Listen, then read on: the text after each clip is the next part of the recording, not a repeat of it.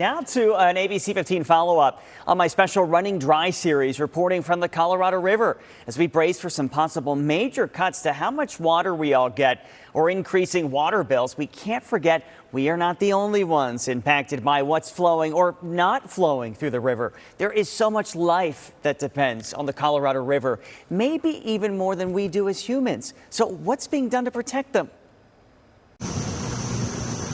We're in one of the most scenic places you can fish in the States. And one of the most popular, with people coming from all over the world to fish in the legendary waters of the Colorado River.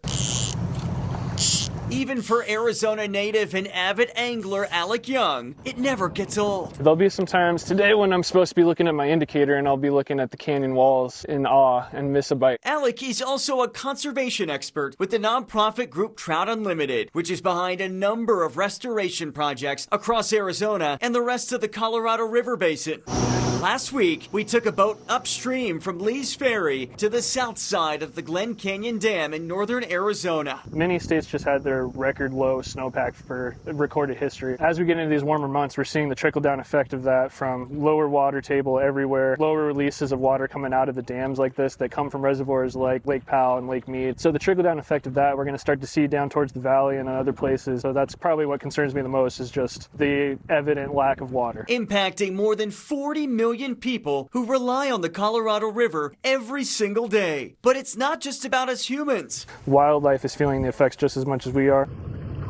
The Colorado River is home to more than 150 threatened or endangered species. Those are all snails. Not to mention the hundreds of other animals and plants whose habitats are being threatened. Everything dries out, and then over the summer we have these really bad forest fires which dump a ton of sediment into these systems. They take away your shade, and then it's a cascading of effects for wildlife. It's not something to be taken lightly, the lack of water in the Colorado River, but there are things that we can do in a positive direction to work on it. Like the Thompson Burrow Meadow Restoration Project in eastern Arizona and the Apache Sitgreaves National Forest. Parts of the region still recovering from 2011's wildfire. Trout Unlimited's goal is to restore miles of streams and reconnect more than 100 wet meadows. Less than a year in, they tell me they're already seeing results. The water table has risen, and we're proving that this restoration work, even in really dry years, is having a direct effect.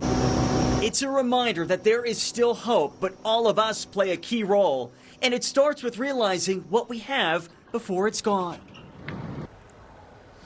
Which is important, because if we don't get out there and see it, and that's Trout Unlimited's message, we have to get out there and appreciate it, and then that's going to make more people want to help preserve it. It's a good reminder, too. If you're there and you do see it, you feel it, hopefully maybe even seeing it here, it reminds you of how important it is that we have to work together. Yeah, and a question I've been getting from a lot of our viewers is, okay, so what are some ways that we can all cut back right now and help the environment? So the EPA actually has a whole list on their website. They said that more than half of our at-home water use happens in the bathroom. So little things like turning off your tap, maybe upgrading your fixtures if you can, or fixing leaks, that can make a huge difference in the long run. For more water-saving tips, to learn more about Trout Unlimited and the amazing work they're doing here in Arizona and beyond, or if you miss any of my reporting along the Colorado River, just head to the main page of abc15.com. You can see all of it. Such great reporting, Nick. Thank you for this. So eye-opening. It really was.